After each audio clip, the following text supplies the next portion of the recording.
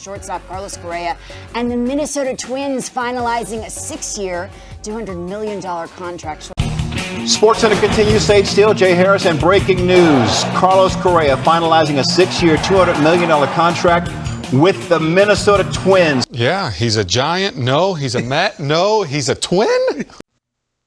I know that was a lot. I'll explain. But before I do that, please guys hit that subscribe button and like button and comment, because I really like reading your comments, and it just really helps me out if you guys subscribe. Look at this stat. 99% of you guys who watch my videos are not subscribed. Only 1.2% of you guys are, so it really helps me out. Just hit that subscribe button now, and let's go ahead and get back to the video. The New York Mets have had a very busy offseason. Some might argue it's one of the best in their history.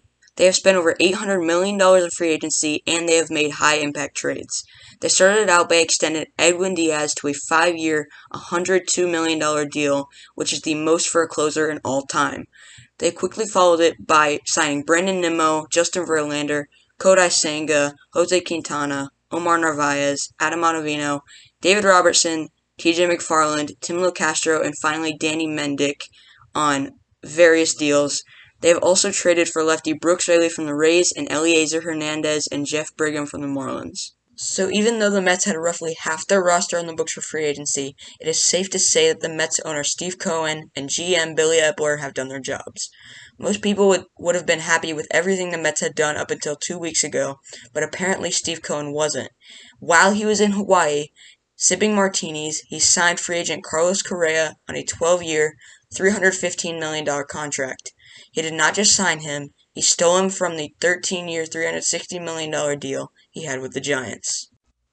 It was unclear as to why the Giants decided to back out of the deal until a few days later after he had already finalized the deal with the Mets.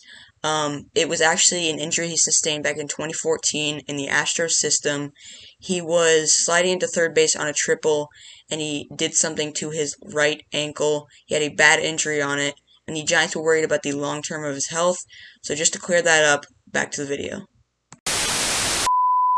Now, obviously, this injury did not worry the Mets because they went through with the deal anyway.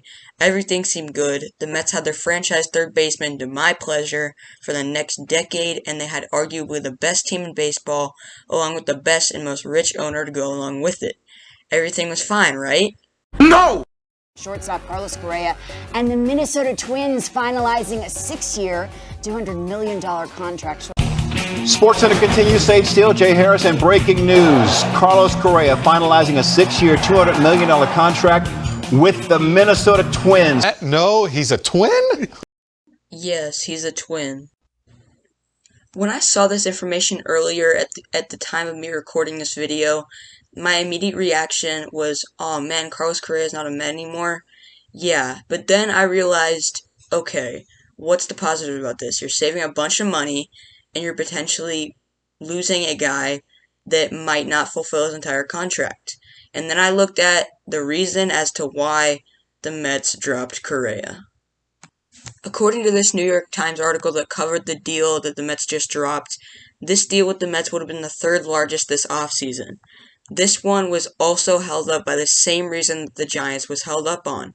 Rather than rework the deal with the Mets, Correa accepted a contract with Minnesota that guaranteed him far less money overall, but pays him considerably more annually. According to the same article, the only statement that the Mets have made about the deal was a couple weeks ago when they actually made the signing. Steve Cohen said, "We needed one more thing, and this is it. This was important. This puts us over the top."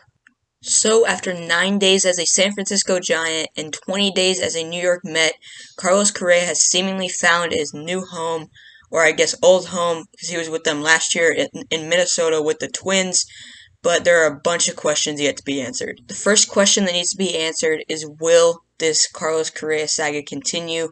He's had this faulty ankle that has duped out the Giants and the Mets over a period of 3 weeks, and it seems like he's finally going back to the Twins, but my answer to this question personally is that it will not continue. Part 2 will be the final part of the Carlos Correa saga, and I think that because they signed him to a 6-year deal. The Mets and the Giants, they signed him to 12 and 13-year deals respectively. That means that they had to look way further down the road than the 6-year deal they now has with the Twins.